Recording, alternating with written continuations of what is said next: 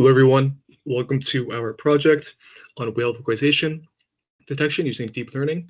My name is Daniel Swinner. My name is Christopher Strader. My name is Sutikshan Bandaru. Hi. So, as an overview for our talk, we're going to be looking at the motivation and introduction of our project, as well as data set overview and spectrograms, what they are, as well as the model architectures that we came up with and that we designed, as well as we evaluated. So further will be our results, and following that will be the applications and our future work that we plan to do in the future, as well as a conclusion. So starting off with our motivation and our introduction, whales are acoustic-dependent animals and heavily rely on sound for communication, navigation, and survival. And as we all know, with trade increasing around the world, ships go back and forth countries throughout the ocean, and they have the possibility of colliding with whales as they go across, causing a lot of fatalities and causing a lot of injuries towards whales and other sea life. Currently, there's something called passive acoustic monitoring, also known as PAM, which has emerged for detecting whale vocalizations using hydrophones. This is more or less accurate, but it is not as accurate as it could be. And our goal is to reduce likelihood of fatal encounters for whales and other marine life. So just a benchmark, and our just setting up the goals for our project, this is building off of a pre-existing data sets and as well as pre-existing models. And so we built off of the Kaggle whale detection challenge from Cornell University and Marine Explorer, as you see the link over here. And as a benchmark, we have 5 total models using different metrics known as the AUROC, which is the area under the receiver operating characteristic curve, the AUPRC, which is the area under precision recall curve, as well as classification accuracy, loss, and likelihoods. And so our main goal is targeting a minimum AROC of 98%.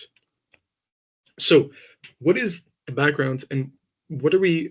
How did we go about doing our project? What exactly is the methodology for it? So the first obstacle was to convert raw audio waveforms into spectrogram representations suitable for input into our models. So as we may know, CNNs take in images as data, and they split it up and they do different operations to this image in order to basically get an output.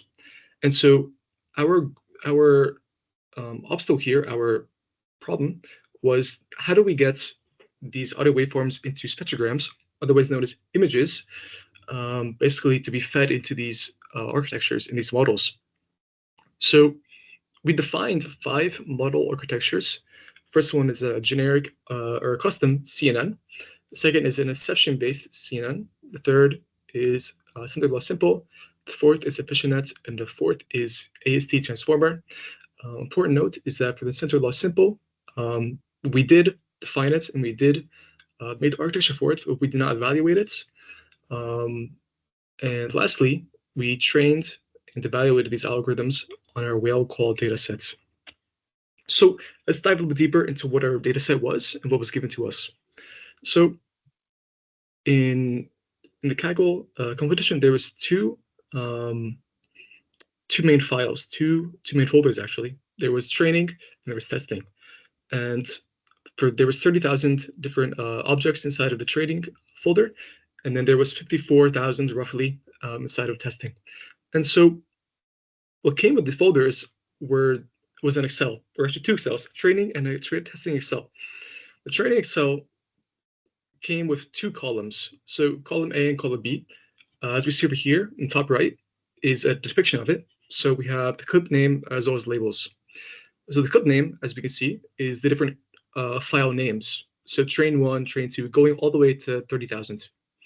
And the labels are basically saying true or false. So it's binary, saying, so 1 being that there is a whale call in this audio clip, and 0 that there is not.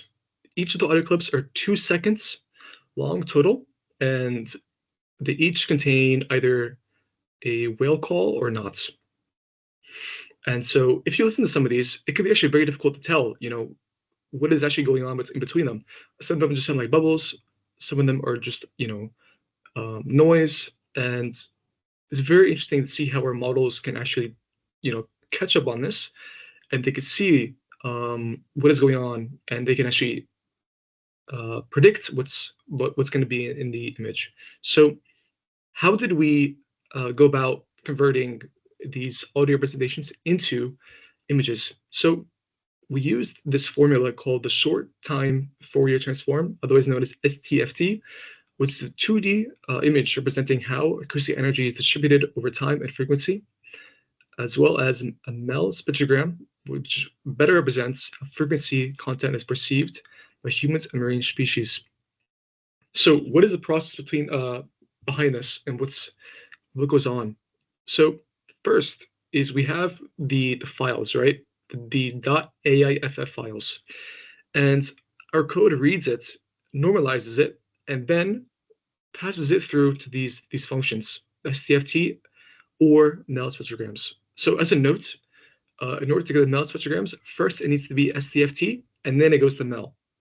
So after these are generated, they are resized and stored as RGB tensors and saved as NumPy formats or torch tensors. So on the bottom right, we can see an example of a spectrogram. And in the center, we can see that there is actually the STFT function and the kind of formula that was given to us from Kaggle. So let's actually dive deeper into the model architectures. The first one we have is a custom CNN. So this is actually going to be used as our baseline CNN. We use this a lot just to understand the data set, and it's basically like to train and to see and experiment with the other models. So the input was 108 by 108 Mel spectrograms for this, and there were 5 total convolution layers with 3 by 3 kernels and ReLU. So let's see the code for a second. So as we see, there's different output sizes, and it goes from 8 to 16 to 32 to 64 channels. So it goes from small output up to a fairly large amount of channels. Following that, following the convolution layers, there are fully connected layers. So in the first layer, there's 256 neurons, followed by dropouts. And following that would be linear 32 neurons, followed by binary output, either being that there is a whale call or there's not. And this model is fast to train and has a good receptive field. So following that, we have Inception V1, CNN, and other variants that we experimented on.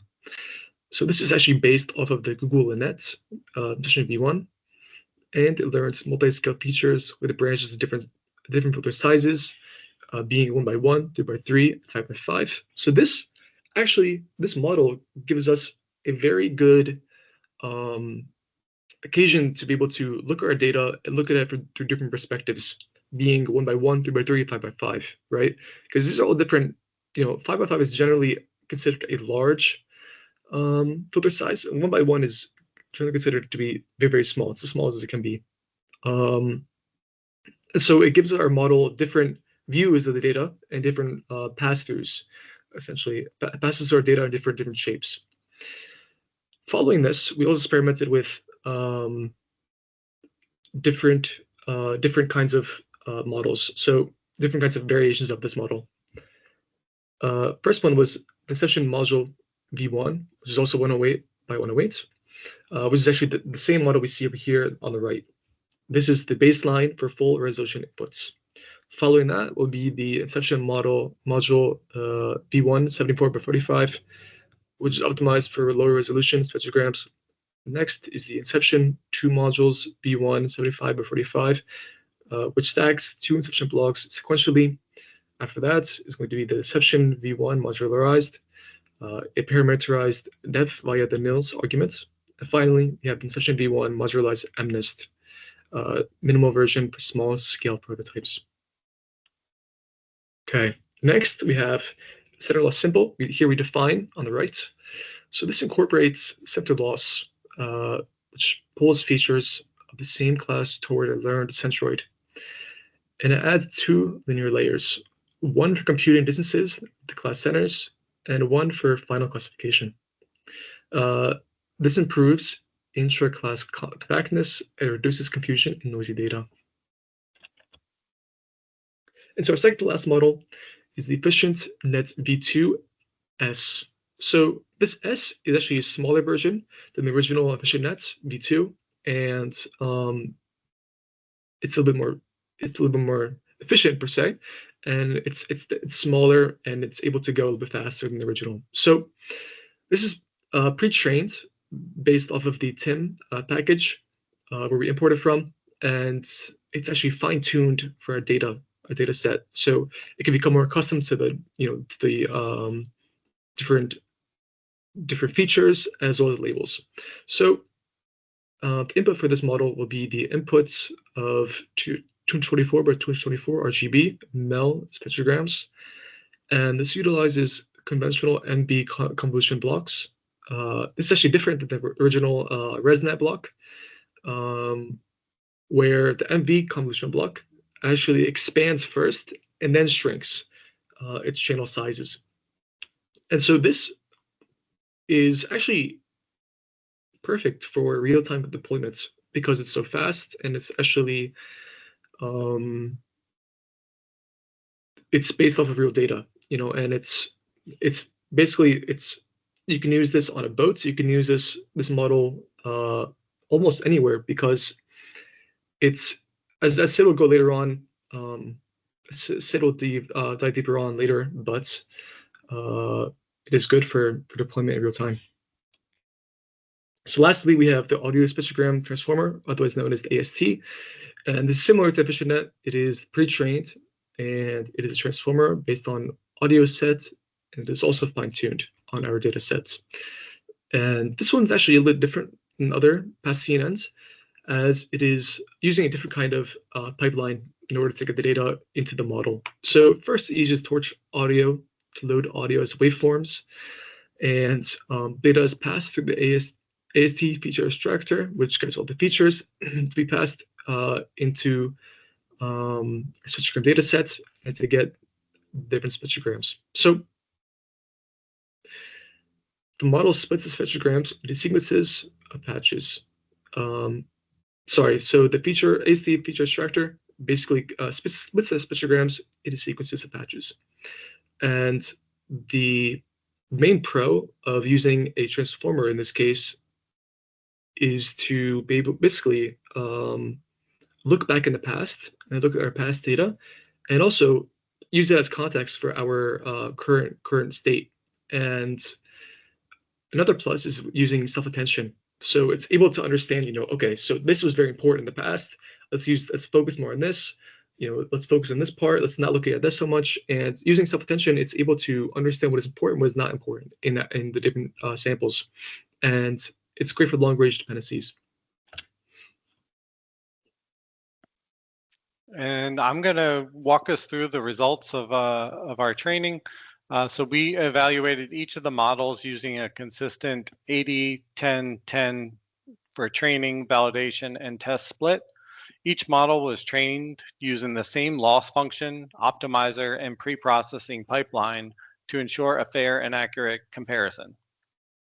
The baseline CNN achieved solid results with a 93.2% accuracy and an AROC of 0.945.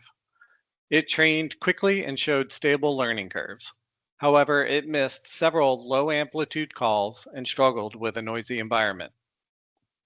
The Inception V1 model performed slightly better, reaching up to 94.5% accuracy and 0.96 AROC. Thanks to the multi-scale feature extraction, this was more robust to different call shapes and noise patterns. EfficientNet raised the bar even further. With pre-trained weights and utilizing the MEL spectrogram as input, it reached 97.8% accuracy and a nearly perfect PRC at 0.984. It consistently outperformed the CNN models while maintaining memory efficiency, making it ideal for edge deployment. Finally, AST achieved top performance of 98.1% accuracy, 0.991 AROC, and 0.989 PRC. It also had the lowest validation loss across all the models. AST's attention mechanism was particularly effective in identifying faint whale calls buried in noise. We also generated ROC and PR curves to visualize each model's precision under different thresholds. AST maintained high recall even at very low false positive rates, critical in real-world deployment where missing a call is worse than raising a false alert. Training-wise, all CNN models converged within 5 to 7 epochs. However, AST required more careful tuning but reached over 90% accuracy by the second epoch, likely due to its pre-trained initialization. And from here, I'll hand it over to Sid to walk us through the applications and future work. Yeah. So for the application and future work, our model has several promising real-world applications. So first, it can be deployed on buoys or monitoring stations to detect whale calls in real time and alert ships nearby, helping to prevent ship strikes, which are major cause of whale mortality. And second, researchers can use the system to automatically label hours of underwater recording and speeding up ecological studies and long-term habitat monitoring. And our lightweight CNN model is also suitable for edge deployment on low-power devices like Raspberry Pi for autonomous and on-site detection in remote ocean regions. So looking ahead, we plan to explore several self-supervised pre-training using unlabeled marine audio, which can make our model more robust. So we'll also experiment with model distillation to compress AST into smaller, deployable, and versions without sacrificing the accuracy. So expanding to multi-species classifications such as dolphins, humpback songs, and background events is another exciting direction for this. And finally, we aim to integrate AST attention visualization to better interpret what the model is learning and why is it making certain predictions. Next slide. Yeah.